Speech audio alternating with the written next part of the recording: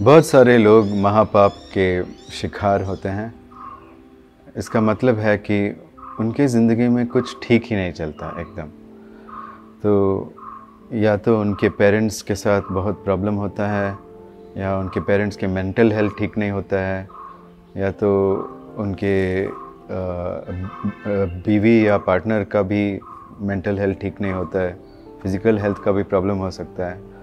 और कई ऐसे लोग होते हैं जो सराउंडेड होते हैं गुस्से वाले लोगों से, और लगता है उनको कि मैं स्टक हूँ, मैं इधर से निकल नहीं पा रहा हूँ या इधर से निकल नहीं पा रही हूँ। तो इस समय हमको मान लेना चाहिए कि कुछ तो महापाप है हमारा, ठीक है। तो अगर आप देवी पुराण पढ़ोगे तो उसमें तो महापापों का लिस्ट बनाया गया है। चंद्र के टॉपिक में जो चंद्र है गुरु के बीवी को चुराता है। तो फिर जब गुरु पूछने आता है तो वो लिस्ट देता है कि महापाप कौन कौन से हैं। गुरु ये लिस्ट करता है, जिसमें गुरु के बीवी के साथ संबंध रखना ये भी एक महापाप है, ठीक है। हमने भी अपने पुराने जन्मों में कुछ किया होगा, लेकिन हमें इसका बोध नहीं है। तो इसी कारण हम अभी भोग रहे हैं जो पाप हमने किया था। तो पाप का एक्चुअल मीनिंग होता है प्रतिष्ठा या रेपुटेशन। अगर हम पापी हैं तो हमारा प्रतिष्ठा नहीं रहेगा, बहुत ही बैड रेपुटेशन रहेगा, नीची रेपुटेशन रहेगी, है ना।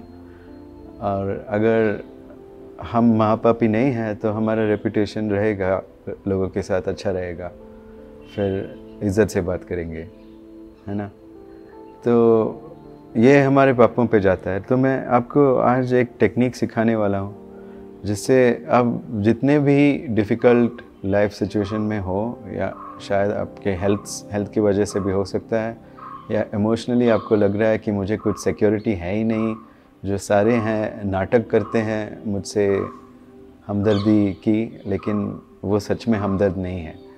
ऐसे आपको अगर लग रहा है तो इस वीडियो को एंड तक देखिए और समझ लीजिए कि महापाप कौन कौन से हैं, कैसे आते हैं, क्या है ये चीज़, ठीक है। तो पहला तो महापाप लगता है जब सबसे बड़ा महापाप है ब्रह्म हत्या, ठीक है। लेकिन ये सिर्फ किसी ब्राह्मण को मारने का नहीं है। कोई कुछ सिखा रहा है तो वो ब्राह्मण हो गया। अगर आप मुझे मारोगे तो आपको ब्रह्म हत्या की पाप लगेगी। तो इसमें इतना बुरा प्रतिष्ठा आता है, मतलब रेपुटेशन, सॉरी प्रतिष्ठा नहीं, इतना बुरा रेपुटेशन आता है कि आपको सुकून ही नहीं मिलता ज़िंदगी में, कुछ साफ नहीं जाता।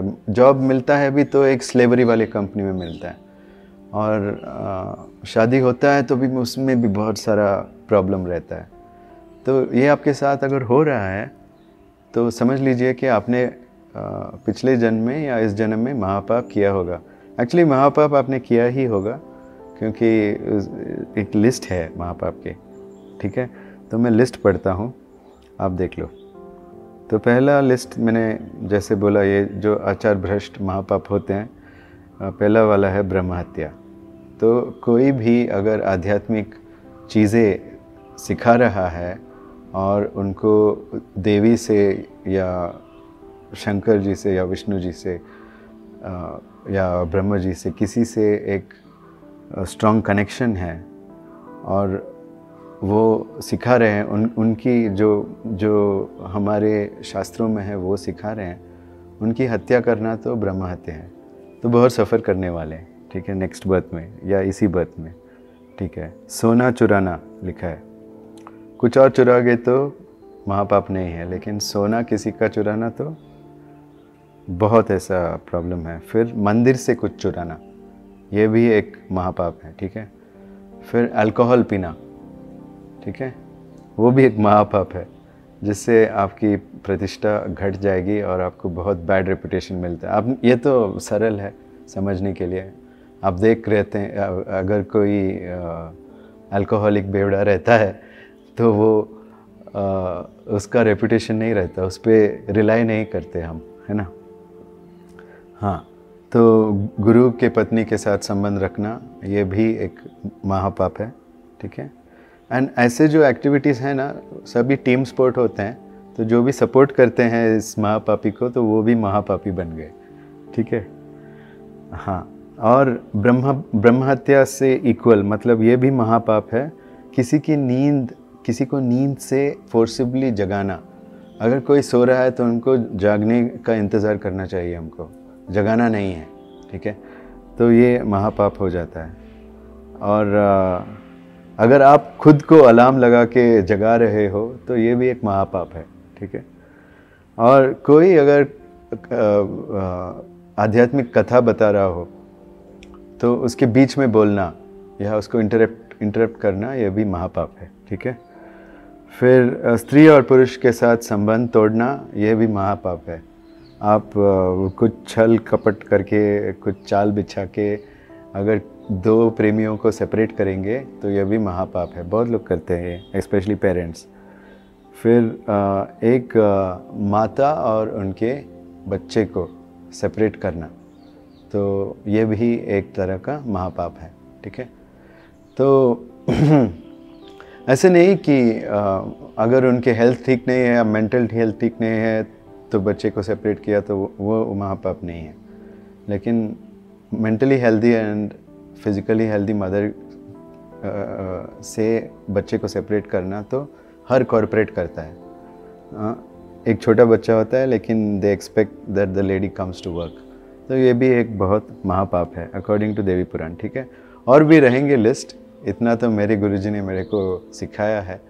ये सब जो मैंने लिस्ट किया उसको करना बंद करो, ठीक है। तो पूरा लिस्ट डिस्क्रिप्शन में रहेगा, आप प्लीज़ देख के इसको बंद करो। ये पहला स्टेप है, ठीक है। फिर दूसरा स्टेप है महापाप को निकालना। ये हम रुद्र जी के अनुग्रह से करेंगे। एक मंत्र है, नोट कर दीजिए। मंत्र है महापापम रुद्रम समर्पणम। यह है मंत्र, ठीक है। महापापम रुद्रम समर्पणम। तो इस मंत्र को एक बार बोलना है और हमें ड्रीम करना है। तो ड्रीमिंग और इमेजिनेशन में बहुत फ़र्क होता है। इमेजिनेशन मतलब हम एक स्क्रीन देखते हैं।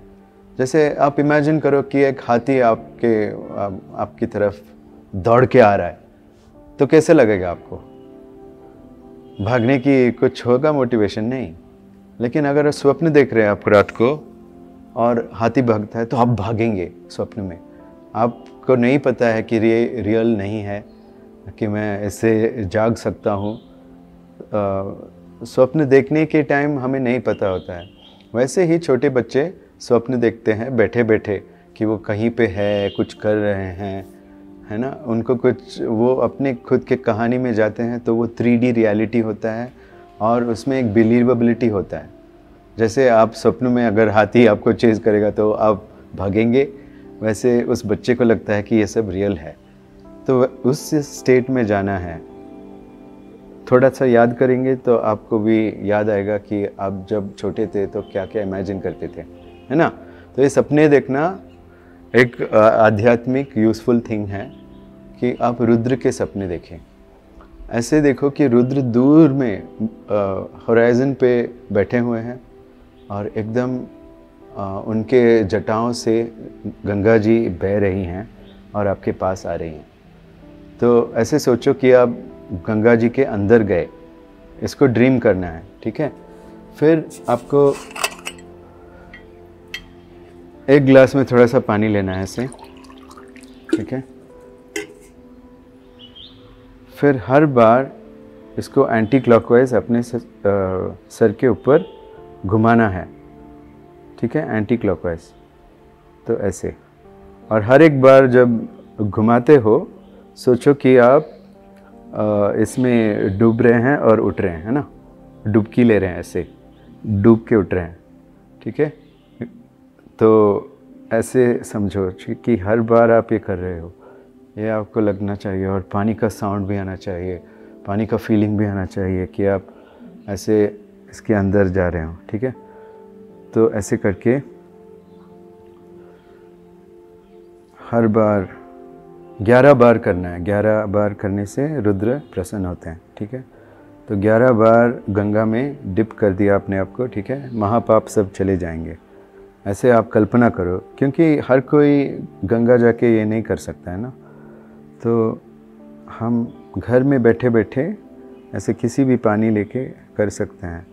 तो हो गए 11 से ज़्यादा हुआ तो कोई बात नहीं, ठीक है। 11 बार, लेकिन हर बार आपको लगना है कि मैंने नदी के अंदर जाके वापस आ रहा हूँ। ऐसे कल्पना करके उसको 11 बार करना है। फिर 11 बार करने के बाद इस पानी को आपको डिस्कार्ड करना है ड्रेन में, ठीक है। वॉश बेसिन में डाल दो और उसके ऊपर थोड़ा पानी डाल दो, वो चला जाएगा। फिर आपको लगेगा कि वाह, बहुत आराम हो रहा है मुझे, मेरा नेगेटिव थॉट्स सब चले गए, लोग भी मुझसे बहुत अच्छे बर्ताव कर रहे हैं, ठीक है। जैसे नज़र उतारते हैं ना, ये इसका एडवांस्ड लेवल है, ठीक है। तो आप अपने ना सिर्फ दृष्टि दोष को, पितृदोष को उतार सकते हैं, अपने सारे दोषों को उतार सकते हैं ऐसे करके। और जो भी महापाप आपने किए हैं वो सब, उसका इफ़ेक्ट चला जाएगा, ठीक है।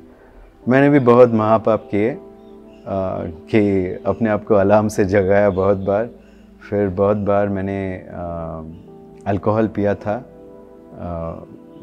जब मैं कॉलेज में था वगैरह। अभी नहीं पीता हूँ कुछ भी, ठीक है। तो आप भी ये सब बंद करके इस लिस्ट को गौर से देखिए और आपको एकदम रिलीफ मिलेगा कि जैसे आपने किया है। अभी किसी और का महापाप निकालना है तो उनसे आप अनुमति ले सकते हैं ये चीज़ करने के लिए। लेकिन आप अगर नहीं ले सकते किसी कारण, कोई चिंता करने की ज़रूरत नहीं। आप कुछ बुरे नहीं कर रहे हो इसलिए इसको पब्लिक करना हो, ठीक है। ये कोई जादू टोना नहीं है, ये योगिक टेक्निक है जो पुराणों में से आता है, ठीक है। और मेरे गुरुजी ने सिखाया था मेरे को। तो ये एक टूल है जो हम योगीज़ यूज़ करते हैं महापाप निकालने के लिए, ठीक है। तो इसको आप महीने में एक बार करोगे तो काफ़ी है अपने लिए, और अपने फैमिली के लिए भी करो। अगर वो आपके सामने है तो उनके सर के ऊपर इसको एंटी क्लॉकवाइज ऐसे रोटेट कर सकते हैं, ठीक है। लेकिन दूसरा पानी लेना, अपने यूज़ हुआ पानी फिर से मत यूज़ करना, ठीक है। और सोचो कि वो ड्रीम में जाके सोचो कि वो डुबकी ले रहे हैं नदी में, रुद्र जी उधर है दूर में, तो उनके जटाओं में से आ रहा है और आप डुबकी ले रहे हो। इतना मैजिकल एटमॉस्फेयर बना के बहुत ड्रीमिंग करना पड़ेगा। तो पहले आप ड्रीमिंग करो, फिर इस मंत्र का उच्चारण करो, हाँ, महापापम रुद्रम समर्पणम, ये है मंत्र, ठीक है। एक ही बार बोलना है।